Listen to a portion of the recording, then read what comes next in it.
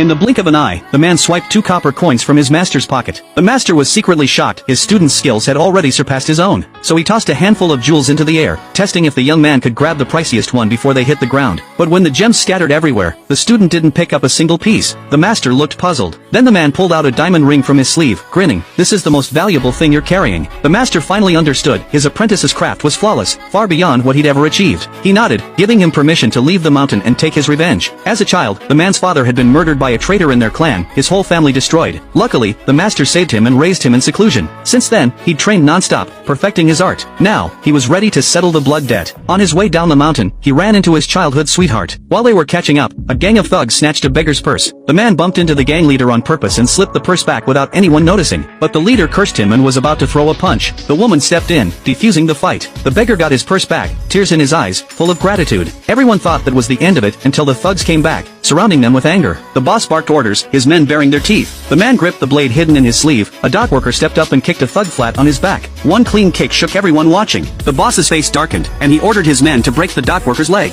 The beggar fell to his knees, begging to hand over the purse instead. The boss just kicked him away and fired a signal flare, summoning reinforcements. From the crowd, a thug leader hurled a dart like lightning. The man reacted fast, blocking it with a hairpin. The dock worker stood tall, saying if someone wanted payback, it should be on him alone. The boss smirked and challenged him, an arm wrestling match. Whoever lost would have to leave a leg behind. They moved into a warehouse, the crowd circling around. With his strong arms, the dock worker looked unbeatable. The woman was sure of his victory, but the man stayed tense. He knew the thug wasn't simple. Sure enough, after a few rounds, a hidden silver needle slid from the thug's sleeve and stabbed the dock worker's arm. The sudden pain drained his strength, and he lost instantly. The woman accused him of cheating and demanded a search. The thug sneered, saying she could search him herself, and if she found nothing, he'd search her instead. He pulled out a knife, threatening to cripple the dock worker. The man stepped in, and during a quick clash, he slipped a wooden box from the thug's sleeve, but the box was empty, no needle inside. Without proof, the thug grew bolder, reaching out for the woman. That's when the man flipped his hand, revealing silver needles gleaming between his fingers. Everyone realized he had already stolen them mid-fight. The thug's face turned pale. This kind of skill could only belong to someone from his own clan. He challenged the man in code, daring him to another contest. The woman and dock worker refused to back down, insisting on staying by his side. The dock worker even poured him a drink, like a send-off. The man accepted and told the thug to set the rules. The thug smirked. "In our clan, if you fail, you cut off 3 fingers. The woman stiffened, but the man stayed calm. He handed her a pocket watch and said softly, "Don't worry, we'll go home for dinner later." The thug raised a jade pendant. Whoever could snatch the other's item would win. The crowd stepped back. The thug lunged like a wolf, blade flashing at the man's throat. The man dodged with ease. Gasps erupted. He hadn't even shown his real skills until now. They traded blows, and the man flicked a blade that circled the thug's neck before returning to his hand like magic. The thug grew desperate, striking hard, but the man caught his wrist and stripped the weapon away.